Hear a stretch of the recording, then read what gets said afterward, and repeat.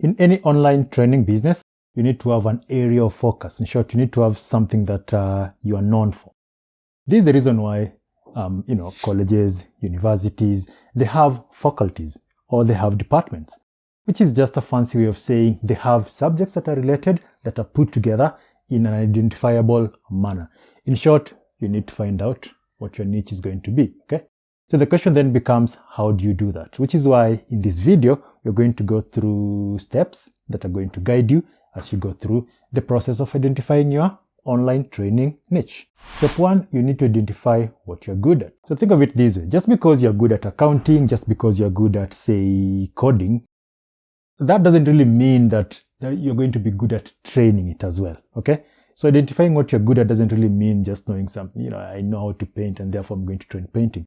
Well, the experience helps, but still you need to look at it in terms of what skills do you have, what knowledge do you possess, what experience do you have in a particular field.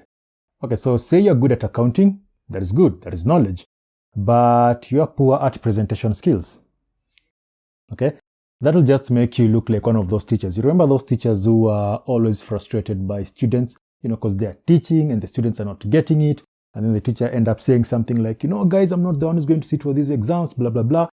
And well, it could be the student's fault, but most of the time you realize probably the teacher is just not that good at presentation.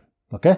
So just because you're good at something doesn't mean that that is the only thing that you need. You need to identify, series of advantages that you have in relation to that field. You're good at accounting. You're also good at presentation skills. Put those together, That's step 1. Number 2, who are you targeting with your courses? Just because certain thing, okay, just because you find certain knowledge to be important, okay, doesn't mean that everyone is interested in it. Think of it this way. The way you watch a movie, right? You're watching a movie and then a character says something or there's this theory and then you're like, yeah, that is from, it's like, I remember this one time I was watching this movie and it was about the Aztecs. Actually, it was about the Mayans, and then I said something about Shibaba, and then the person I was with was like, what's that? Okay. So, that's the thing. Just because you find that thing to be interesting to you, doesn't mean that everybody else is interested. Okay. So, you have to know that.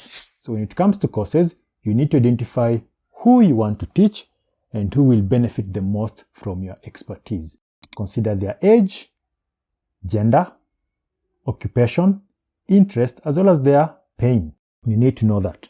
Now, the third thing that you also need to know is find out what is missing in the market.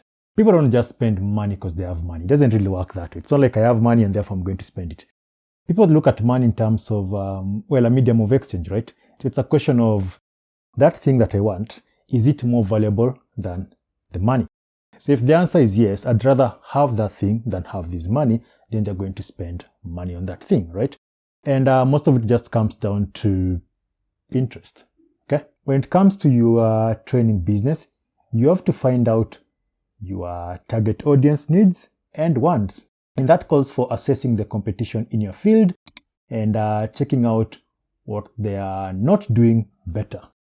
So this could also mean going to the review section, okay, of those courses and checking out what their clients or what their students are saying about the course, or going to Facebook groups, or going to YouTube comment section. All those are areas that can help you as you're doing your marketing.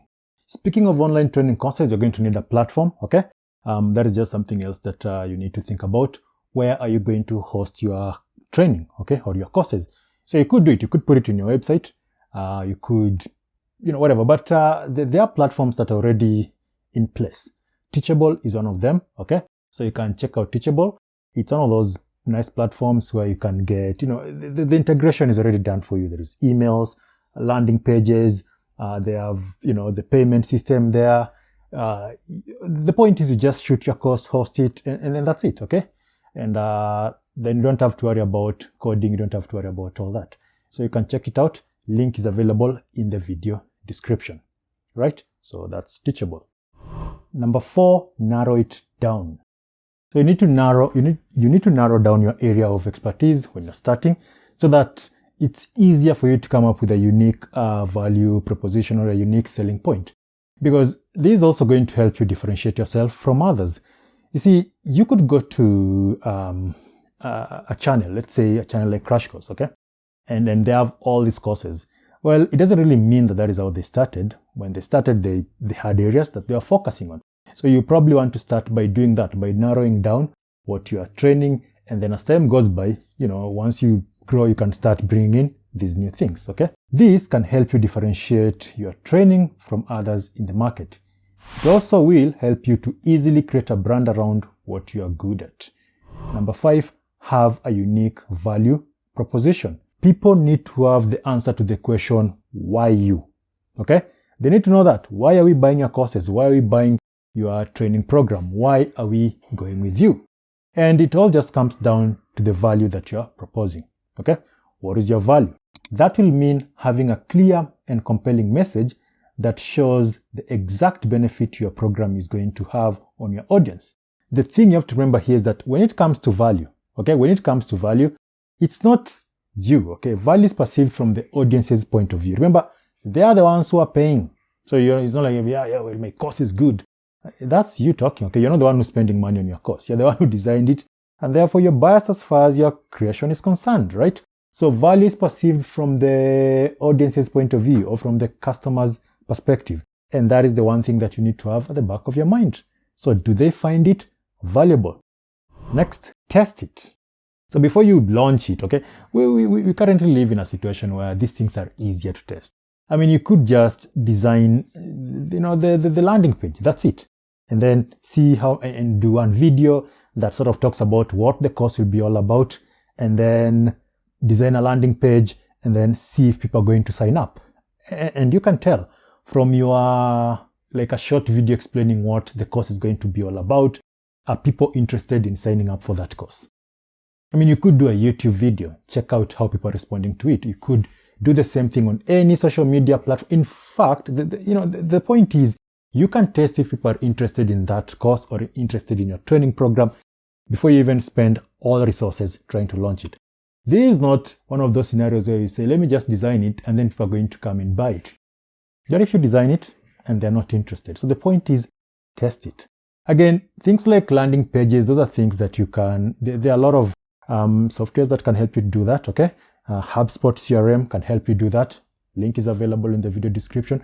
The point is, there are opportunities and you can check them, right? If there is any question, do let me know. I'll see you in the next video.